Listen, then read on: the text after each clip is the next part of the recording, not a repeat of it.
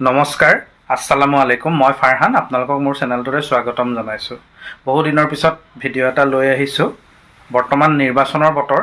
আপোনালোকে নিশ্চয় গম পাইছে যে গোটেই ৰাজ্যত এতিয়া নিৰ্বাচনী বতাহ বলিছে।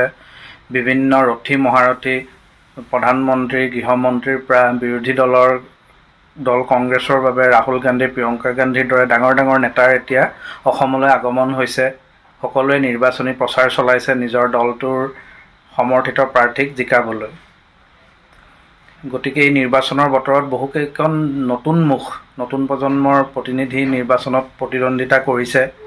গতিকে আজি তাৰে এগৰাকী নতুন প্ৰজন্মৰ প্ৰতিনিধিক কুংকি চৌধুৰীৰ বিষয়ে আপোনালোকক জনাব বিচাৰিছোঁ যে কুংকি চৌধুৰী মাত্ৰ ২৭ বছৰ বয়সৰ এগৰাকী উচ্চ শিক্ষিত অসমীয়া যুৱতী, যিয়ে এবাৰ মধ্য গুৱাহাটী অৰ্থাৎ চেণ্ট্ৰেল গুৱাহাটীত তেওঁ বিধানসভাৰ নিৰ্বাচনত প্ৰতিদ্বন্দ্বিতা আগবঢ়াইছে বিৰোধী মিত্ৰজোঁটৰ প্ৰাৰ্থী হিচাপে।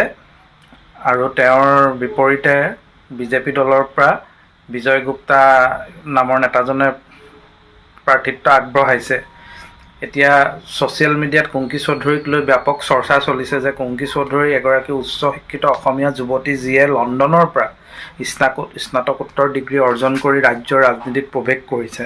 এইটো এটা খুবেই ভাল লগা কথা অসমৰ নতুন প্ৰজন্মৰ বাবে, অসমৰ ৰাজনৈতিক জীৱনৰ বাবে, সমাজ জীৱনৰ বাবে, যে কুংকি চৌধুৰীৰ দৰে উচ্চ শিক্ষিত যুৱতী আগবাঢ়ি আহিছে। যিটো সময়ত একাংশ যুৱ প্ৰজন্মৰ ল'ৰা ছোৱালীয়ে ৰাজনীতি বুলি ক'লেই নাক কোচায়, ৰাজনীতি বুলি ক'লেই বেয়া পায়, তেনে সময়ত কুংকি চৌধুৰীৰ ৰাজনীতিত আগমনে, জ্ঞানশ্ৰী বৰা, কুংকি চৌধুৰীৰ দৰে নতুন প্ৰজন্মৰ যিসকল প্ৰতিভাৱান ল'ৰা ছোৱালী, তেওঁলোকৰ আগমনে আচলতে যথেষ্ট আশাৰ বাৰ্তা বহন কৰিছে আৰু অসমৰ ৰাইজ সুখী হৈছে। গতিকে মই এই ভিডিঅ'টোত এয়ে ক'ব বিচাৰিছোঁ যে কুংকি চৌধুৰীক আপোনালোকে যাতে জয়যুক্ত কৰে, কাৰণ তেওঁ এগৰাকী যোগ্য প্ৰাৰ্থী হৈয়ে তেওঁৰ দৰে এগৰাকী প্ৰাৰ্থীক যদি আমি নিৰ্বাচনত জিকাব নোৱাৰোঁ, তেন্তে অতি এইটো দুখৰ কথা আৰু লাজৰ কথা।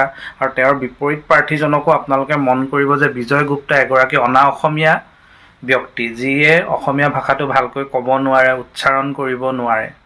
আৰু তেওঁ বিজেপিৰ দৰে এটা সাম্প্ৰদায়িক অসম বিৰোধী দলৰ পৰা তেওঁ প্ৰাৰ্থিত্ব আগবঢ়াইছে। গতিকে কুংকি চৌধুৰী সকলো ফালৰ পৰাই যোগ্য বিজয় গুপ্তাৰ তুলনাত, আমি ভাবোঁ। গতিকে মই ভাবোঁ যে আপোনালোকে কুংকি চৌধুৰীৰ সমৰ্থনত এইবাৰ নিশ্চয় ভোট দিব।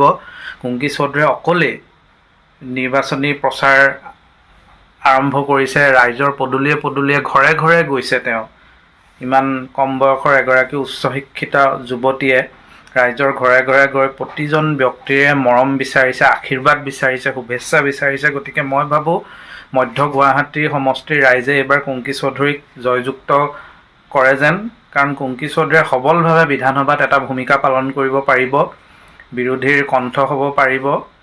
গতিকে মই ভাবোঁ যে কুংকি চৌধুৰী এগৰাকী উপযুক্ত যোগ্য প্ৰাৰ্থী।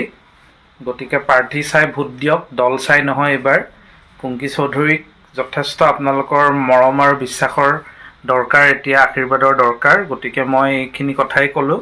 আশা কৰোঁ কুংকি চৌধুৰী নিৰ্বাচনত জয়লাভ কৰিব। তেওঁলৈ অন্তহীন মৰম আৰু শুভেচ্ছা জনাইছোঁ মোৰ ফালৰ পৰা। ইমানেই, আজিলৈ বিদায় লৈছোঁ। পুনৰ এটা নতুন ভিডিঅ'ৰ সৈতে লগ পাম। ধন্যবাদ।